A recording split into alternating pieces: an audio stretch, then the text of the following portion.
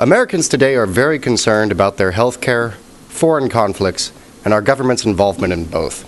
This is why we are very fortunate to have Lieutenant Governor Dr. Jeff Colyer speaking with us today. As a medical professional, a White House fellow assigned to the Executive Office of the President and to the Agency for International Development, and later as an elected legislator and then Lieutenant Governor of Kansas, Dr. Colyer has a unique perspective and extensive experience in dealing with the intersection of government and these policy arenas. Please welcome Lieutenant Governor Dr. Jeff Colyer. Thank you, sir. Good morning. Has everybody had enough coffee? Yeah. Okay. I will try to put that coffee to good use this morning. It is truly an honor, Morton, to be here today and to be a part of this group. And I have some life lessons that I kind of want to share with you, but one of those life lessons begins with this man to my right. And yeah, I don't know whether you're actually to my right, but in all things. But I first met Morton back in 1980 and got to participate in one of these very early programs. And it really helped get you thinking and direction and started you thinking about where are we going as a country and how can I be a part of that. And that's just been a very important thing. And over the years, Morton and his bride would invite Ruth and I to their Thanksgiving dinners, and we spent several Thanksgivings with them, and it was really a very wonderful relationship, and I appreciate that to this day. Now, I've learned a lot of lessons from Morton, and I just relearned one of those last night. Probably the most important lesson that I learned from Morton Blackwell is that tenacity is the common denominator of success. That you are going to fight and you're going to keep at it and keep in the game. And believe me, in the 70s, we weren't in the game except for a few people like Morton Blackwell and Ronald Reagan. It is that tenacity is a common denominator of success. Now, one of the reasons why I'm a little drowsy today is I relearned that lesson last night watching the Royals for the first time in the playoffs in 29 years make it through the 12th inning and actually win, coming back 3 runs down. So that lesson is a really important one, and one that we as conservatives need to apply and keep it up over the years. A second lesson that I learned is that as conservatives, people come first. It is about people. And let me tell you about one of my patients. I have a patient, his name is Troy. Troy's a young man who was in a car accident, paralyzed from the neck down. Now, after you're laying in bed for a while, you will get a bed sore. Now, everybody's been to a football game, and you know how your butt hurts when you're sitting on the stand? All right? Well, what's happening, the reason it hurts is you've cut off the blood supply to that area. Well, if you stay like that for 2 hours, the tissue dies underneath there. Well, if you're paralyzed or you can't feel it, what happens is you develop a bed sore. And I first met Troy when he had one bed sore, and we did some surgery and reconstructed it, and then he kind of disappeared for a while. And then when he came back, he had 6 unbelievably horrendous bed sores. I mean, these are things that you can go in and you can grab your hip bone, and the size of a softball. What the heck are you going to do about that? And Troy was really on his way down. He was on a spiral. And Troy and I talked, the guy's incredibly depressed. We talked about it. He said, I want to fight. And I want to get healed. I want to be able to drive my truck again.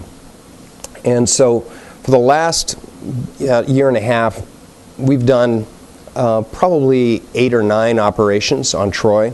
And we've got from that half dozen to 2 small wounds that we can deal with and that Troy can deal with.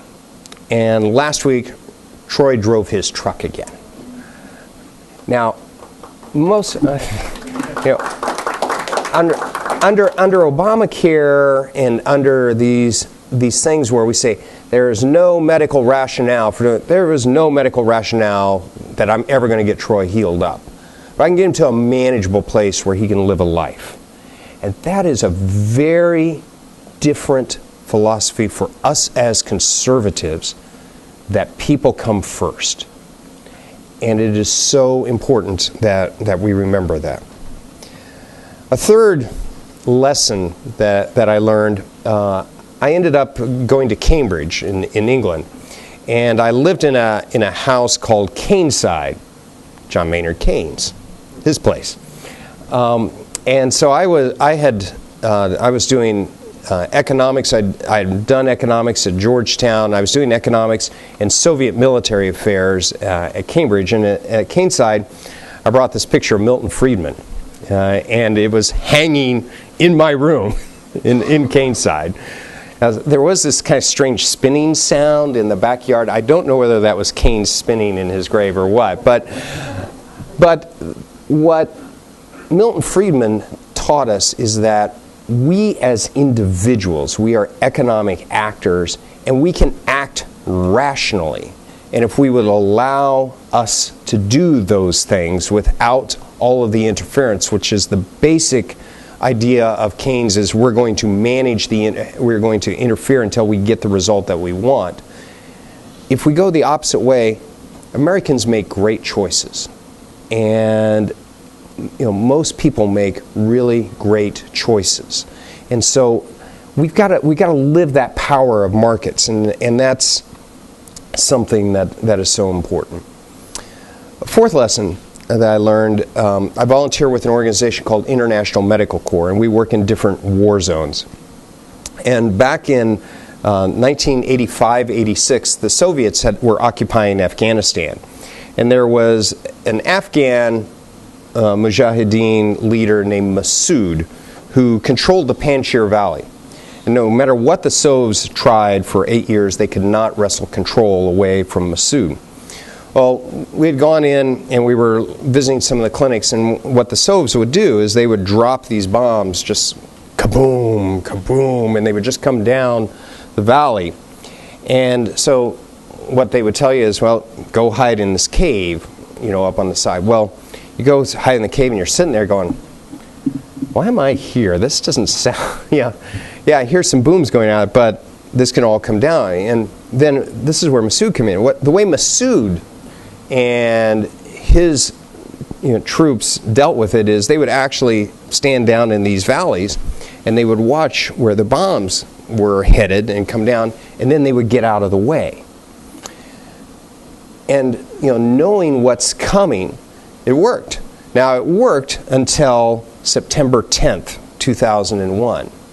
It wasn't, the first thing that happened wasn't that the World Trade Center went down. It is that Osama bin Laden got a television crew with a bomb in it to take a picture of Massoud and killed him before. And that probably changed a lot of our course of history by that one single act.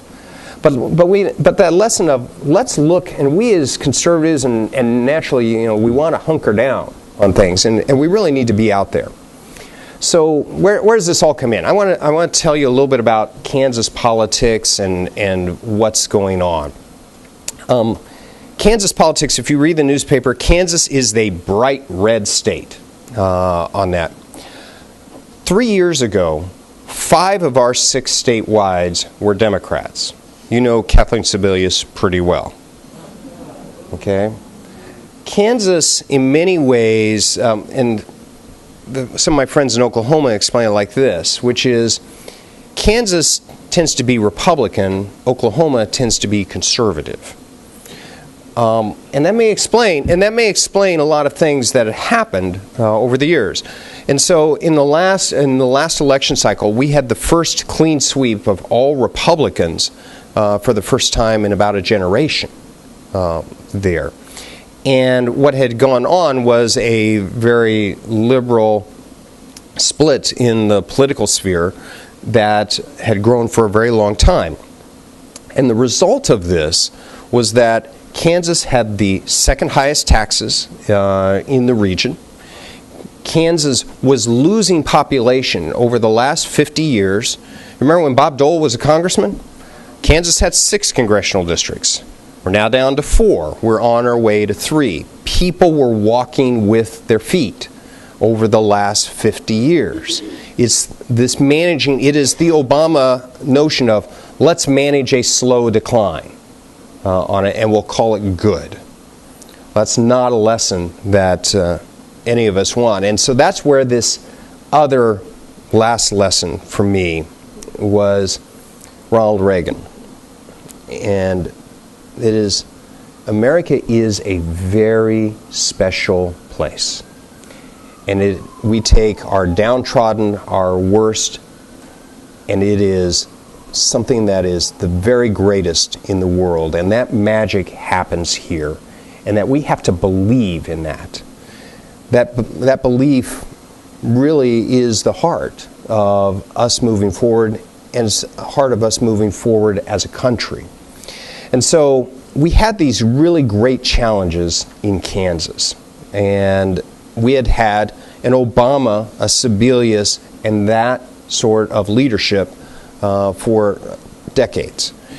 So when we came in, here was what we were dealing with. We had to do what Masood did. We couldn't hide in the cave. You just had to deal with it.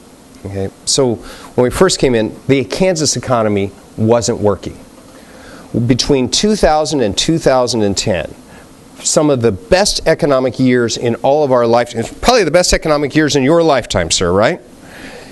Between 2000 and 2010, when the rest of America is growing, Kansas lost private sector jobs.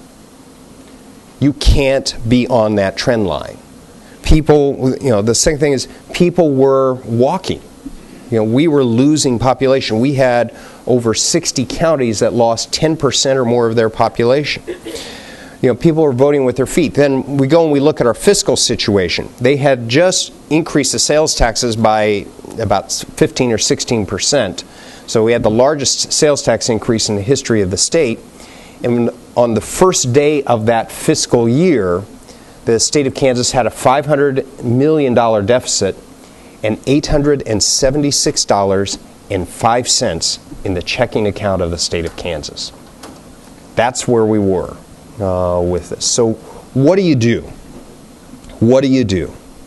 What was happening is government was just a manage and just getting bigger.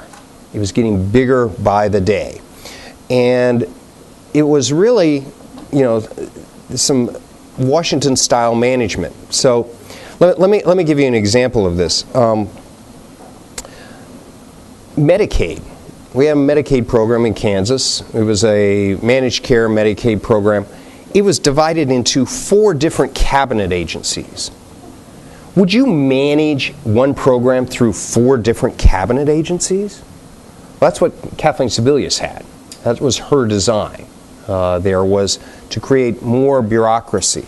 So when that didn't work, they said, well, you know what we're going to do? We're going to just cut rates across the board by 10% for everybody, all providers. Well, that doesn't really work very well either, but they did it. So then they said, well, let's do this. Let's save money. Let's just cut out unimportant things in Medicaid, like we won't pay for a heart transplant if you're over the age of 18. That might include you. But if you're over the age of 18, Kansas Medicaid won't pay for a heart transplant. Is that the type of decisions that we really want to make? So then that didn't work either. And so then they said, well, let's try to limit people. And you hear this big Obamacare thing, we're all trying to limit the people on Medicaid. The decision that they made was this, they said, we have lots of people on Medicaid that are young healthies and that they take care of them. The really expensive people are people with disabilities, physical and developmental disabilities. And so what they did, those individuals, they created a waiting list that's up to 10 years. 2 people would have to come off the list for one person with disabilities to start getting their services there. That was the decision. And that was the policy that we inherited. So that's where the Dems were taking us. That's the type of thing that we did. So, we redid the Medicaid program. We literally eliminated entire cabinet agencies. We have 3,000 fewer positions than we did just 3 years ago. People talking about, we want to make government smaller. You can do it. And you know what? Our services are better. That Medicaid program? What we did is we bid it out. And instead of doing all of this, mumbo jumbo on where we were with rates and all that, when we competed it out, we're going to save about $1 billion. And in that competition, nobody gets their rates cut. We have now starting to cover things like heart transplants and bariatric surgery and dental care and still save $1 billion. And we started looking at these people with disabilities, and we're starting to get those waiting lists down and taking care of our most vulnerable ones. Now, one of the things we were trying to do is create an off-ramp from Medicaid, and the federal government won't let you do that. But there are ways that we could, that we can partner so that we can transmit people back into the private sector, or into something that is more meaningful for them and more stable in the long run. So there are real lessons that you can do. So where are we now in Kansas? Kansas now is the most pro-life state in America. We have now passed, we're one of the strongest pro-Second Amendment states in America from being one of the first. Thank you. Those are Reagan values, Those were believing in Americans and believing in people. We got our government smaller. We made it smaller and more efficient by doing so. We did, we did things to make it work. The other thing I didn't tell you about the Medicaid, where did you save the money? What people ask us. Remember, everybody says, man, you got to cut the number of people going to the emergency room. You need to block that and all that. We've cut the number of emergency room visits by 27% in that, by getting people better health care when they need it, not when in the middle of the night when everything else has gone wrong. We enacted a tax cut program. And in that tax cut program, what we did is we went to zero taxes on small businesses, and then we cut taxes for all working Kansans. Cut taxes for all working Kansans. The result is this: instead of us losing private sector jobs, we now have, in the last 3 years, we now have 55,000 new private sector jobs in the state of Kansas. Our unemployment rate is 4.9%. Now, I don't like unemployment rates, but I do like looking at another trend line, which is the growth of small businesses. Kansas is a small business state. Virginia tends to rely on larger businesses, but we're a small business state. 75% of people are employed by a business with 10 or fewer employees.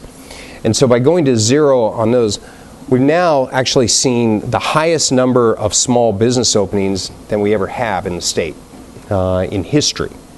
And so we're starting to see that movement that's starting to go on. Now, we are constantly badgered that, they're ruining the state. We're cutting spending for education, we're cutting all of this. The reality is, we have taken that $500 million deficit.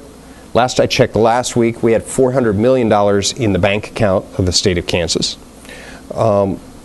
We now have an education system, and one of the things that the Democrats did, and this is a big political issue, the Democrats cut K-12 spending. What they did is, remember the old Obama stimulus money?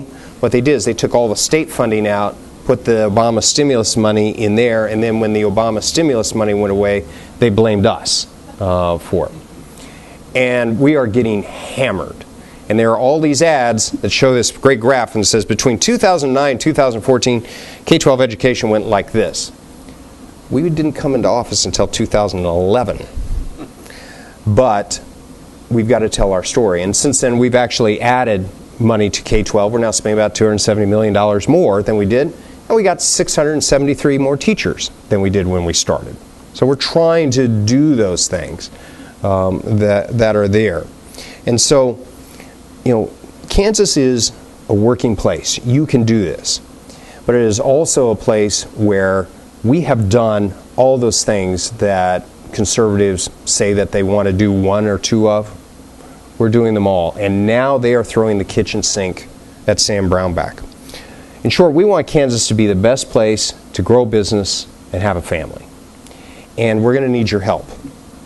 We have an unprecedented amount of organizing and spending going on in our state. There's a newspaper that will say anything and generate literally any story. They are throwing the book at us, because if we are successful in Kansas, we will have done what you've asked us and what Kansans asked us to do. And we're going to be on the glide path where we can actually have a state that is thriving. If we don't, if they can go and at least show there's tremendous amount of pain, they can scare off a lot of other governors. They can scare off a lot of reform that could come to America back again. And we don't want to let that happen. You know, so the world is watching. We need an America that grows. We need a Kansas that grows, that cares about people, that it is about the very best of our country. And, you know, from my world, I want a state that is first class, first rate, first place, that we can make a difference. I have to tell you one last story, and then I can open for a question or two. I was in South Sudan. I volunteer with International Medical Corps, you know, pretty regularly, once or twice a year. And I was in South Sudan in May, and I was in a place called Malakal, where there's a lot of fighting that had gone on. And we had a team that were mostly South Sudanese, but we had an Eritrean. There were a couple of Europeans. I was the only American. They have no idea I'm in politics. I'm just Dr. Jeff for them. And we're watching TV. And now, so you really get the full flavor of it. What we would do is they would put those big shipping containers, you know, those big metal shipping containers. We would live in those, and you put like 4 or 5 of them together, and you can cut a hole in the wall in between them so that you can make a bigger room, or bring 2 of them together so you can get a smaller version of this. But then when you put your lights up here, you kind of drill the hole up, screw in the fluorescent lights up there, and then it rains 5 inches every other day. Guess where my bed was? Right under that light. Drip, drip, drip. But, you know, this is a place where there's a tremendous amount of fighting that had happened, and there were a lot of people that had moved in, you know, to this camp, and we're there with these volunteers, and every once in a while you could get away. There was a UN encampment there, UN soldiers, about 300 of them, and we're surrounded by 25,000 people literally living in the mud. And you could get away into this little room, and somebody had a satellite dish and a flat screen TV. And so we could get in there once a day for about 15 minutes and watch TV and see what's going on in the world. And so they have the BBC up there, and I'm sitting there with our guys, and you know, we're talking about this, and on the crawl across the bottom it says, Republican National Convention is likely to come to Kansas City, Dallas, da da da da da. And we started talking about Kansas City. They have no idea I'm in politics. And here's what they said. They said, you know, Kansas, that's the real America. That's what they were saying in South Sudan. People, they said, you know, it's not Hollywood, it's not New York. Kansas is the heart. The rest of the world is watching that little place I'm from, and I had no idea. But I hope you will watch us, and I hope you'll tell your friends about what's coming out of Kansas, because we're going to need your help, and they are going to throw the kitchen sink. But if we can, the values of conservatives, of people, of responsibility, of a greater America that is growing, we can do this. Thank you very much, and I'll take it for a couple questions.